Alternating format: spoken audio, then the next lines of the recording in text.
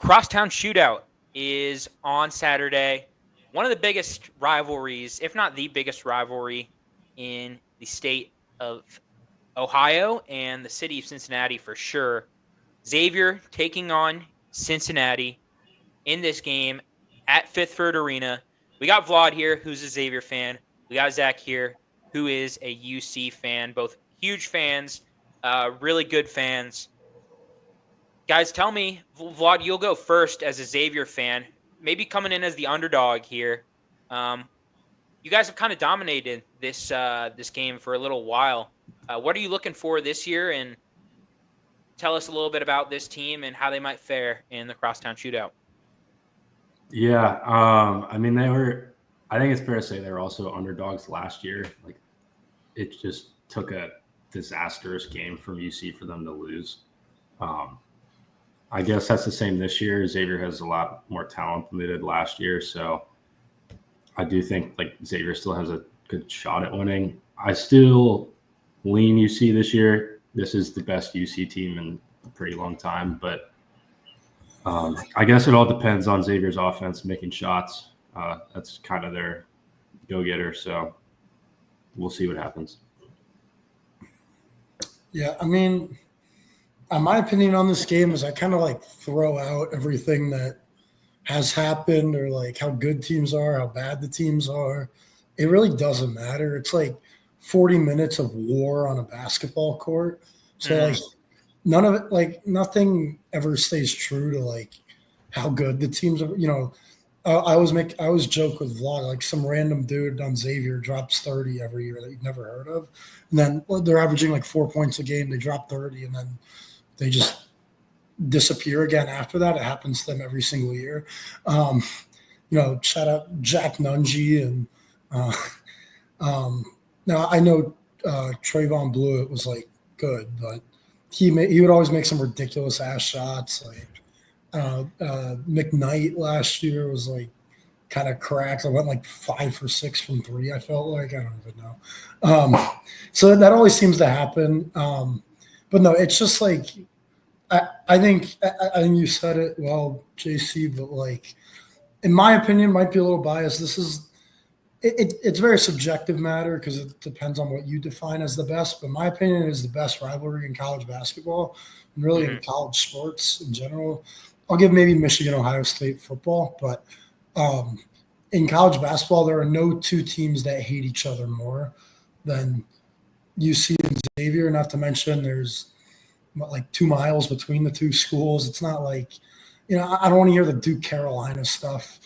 They play twice a year. It ruins the whole thing, in my opinion. Yes. If you still only play once a year, that way there's actual bragging rights. Like, and you know, those schools are like not even these two schools are literally in the same community. For those who aren't aware, they do not like each other one bit.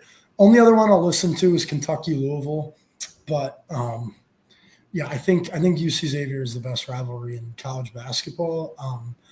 The game or the teams might not always be the best, but truly there are no two schools or basketball teams that despise each other more than these two.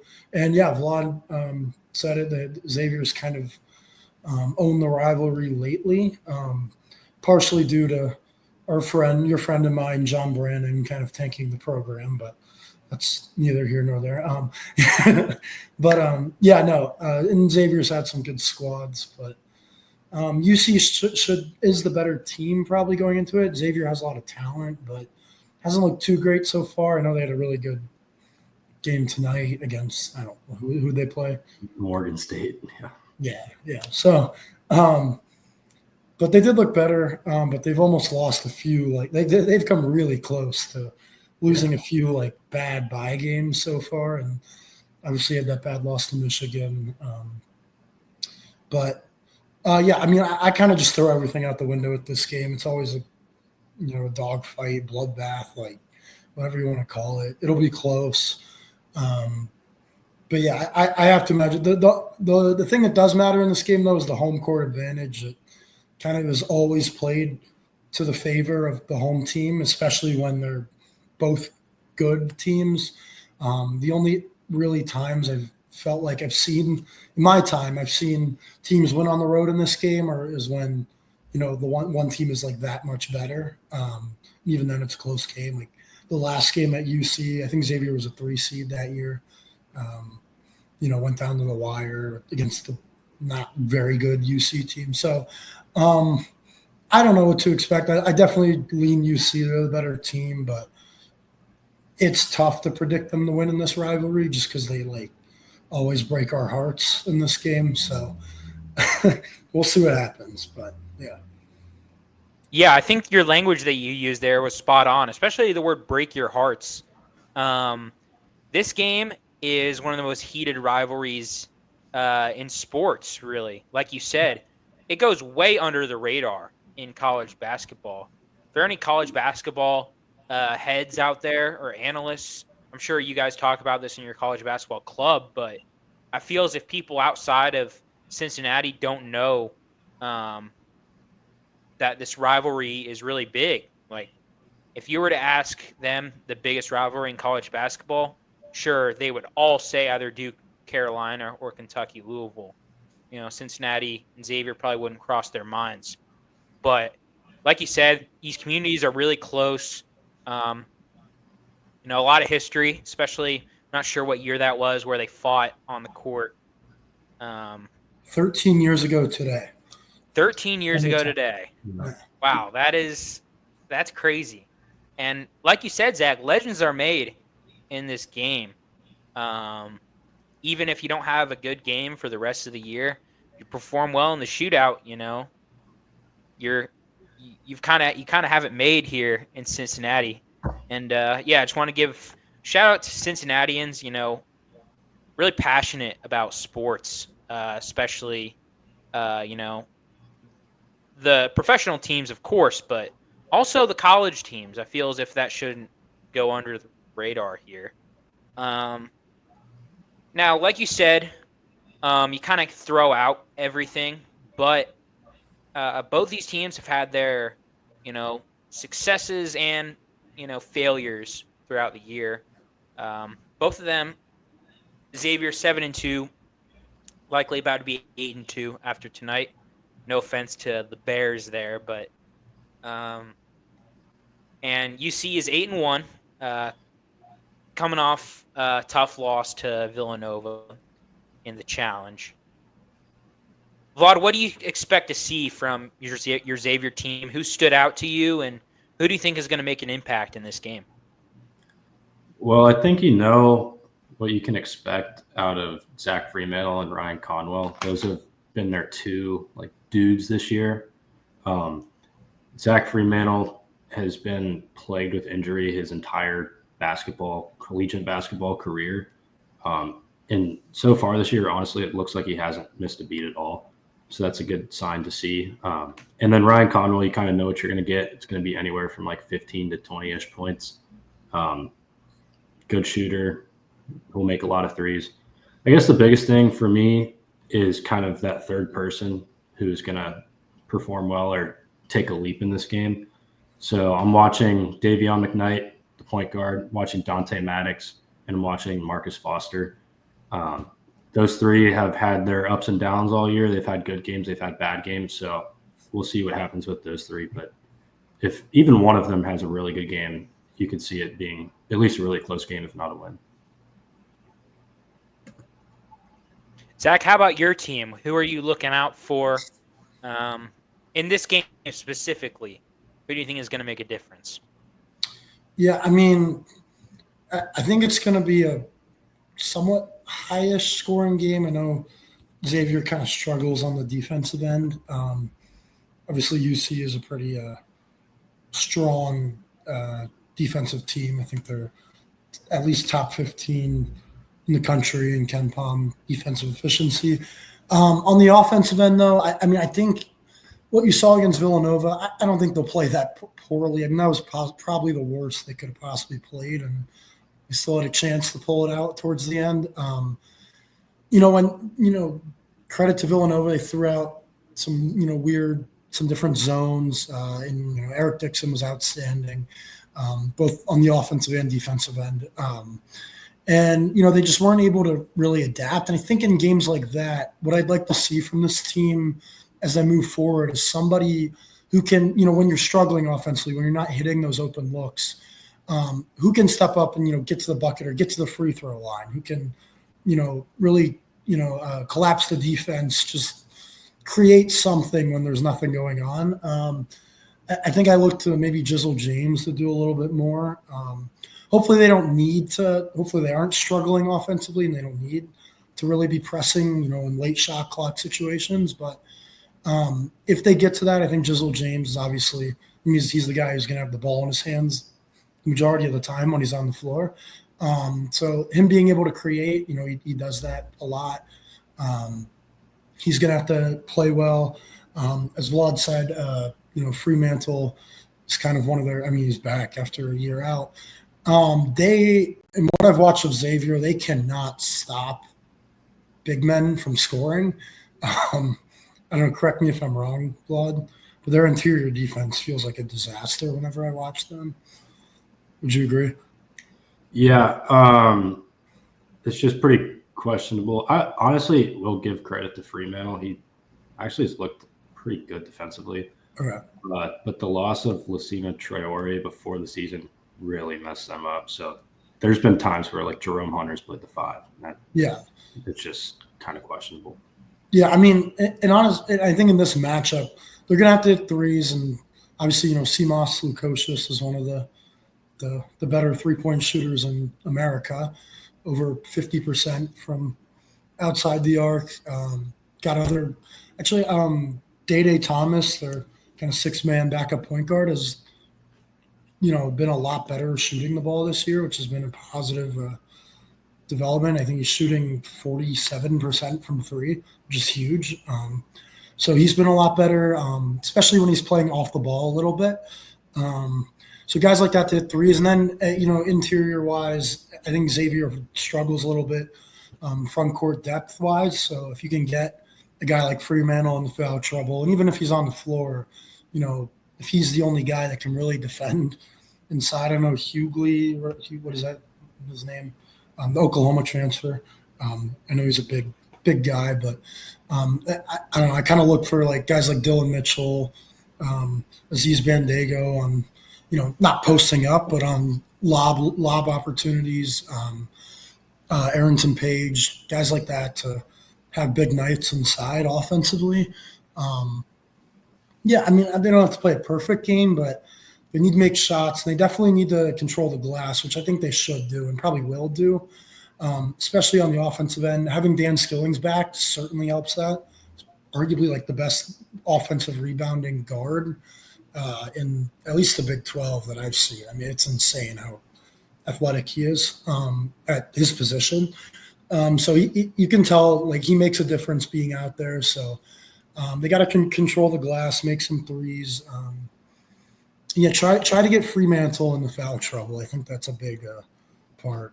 It's going to be a big key to the game because they're a much different team when he's not on the floor. I would agree with all of that.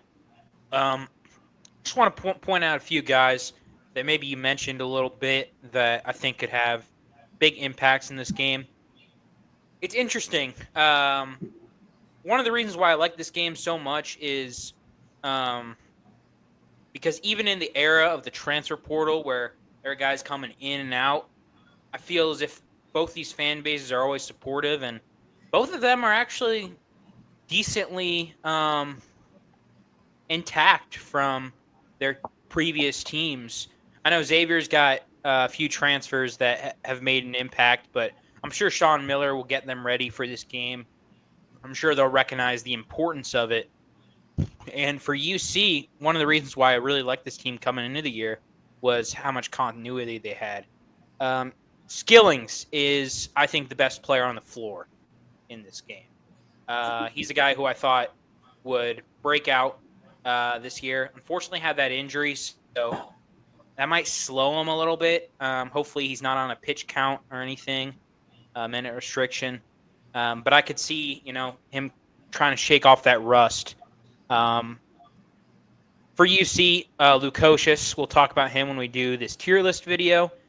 He's been fantastic. One thing that kind of worries me about him is just that, in the Villanova game, I know they didn't play their best that game, but he kind of disappeared a little bit at times, I felt, watching that game.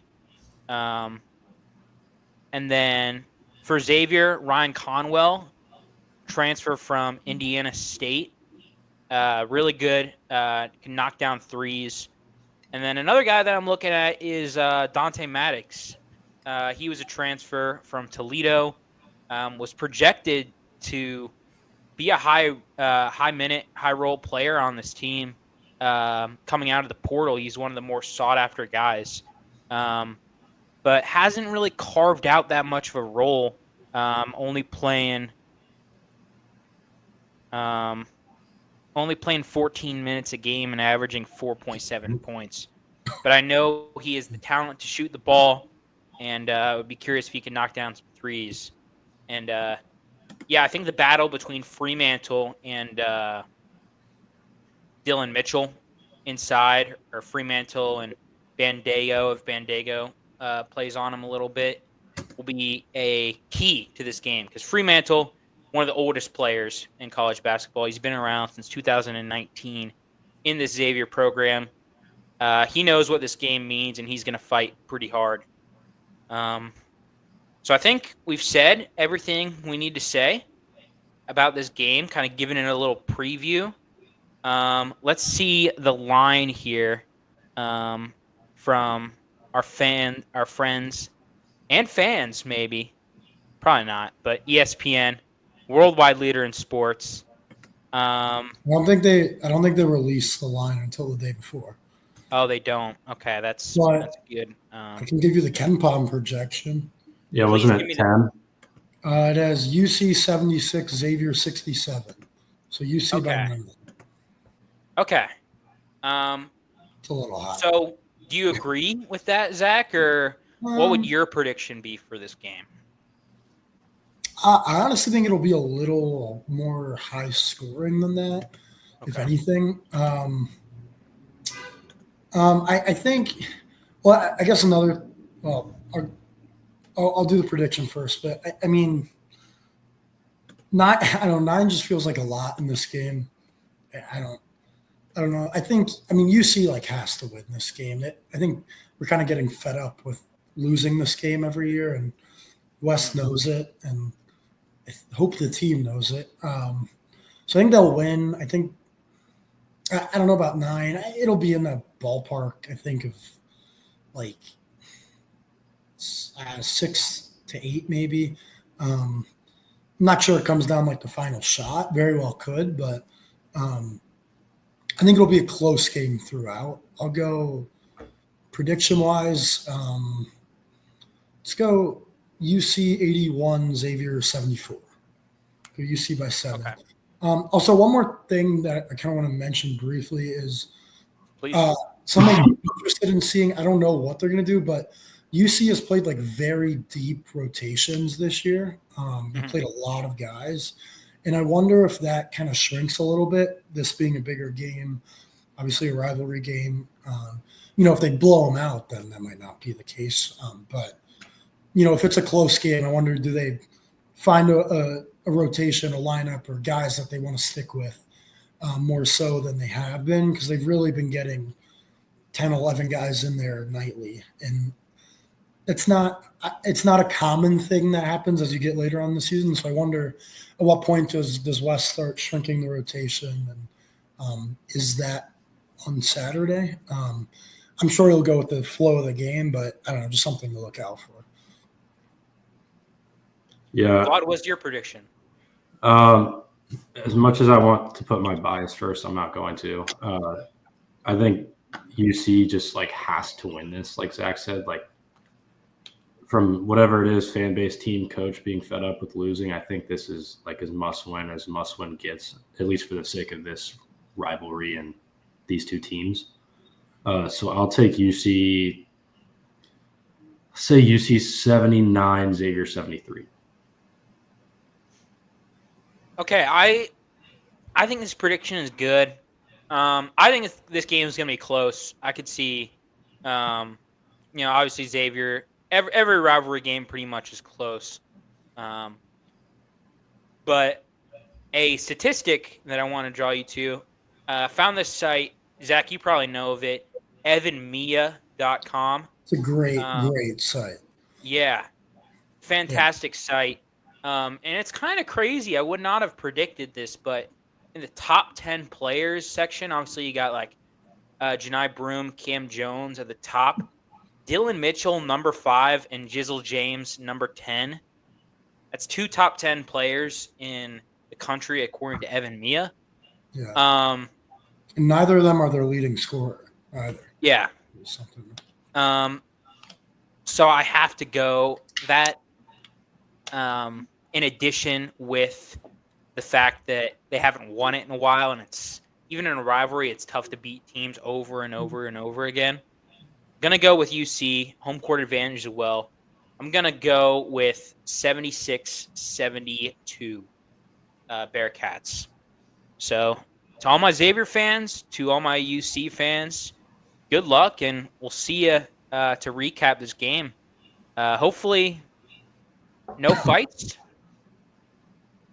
I don't know. I like it. I like when it gets. I think we're a pro fighting podcast here.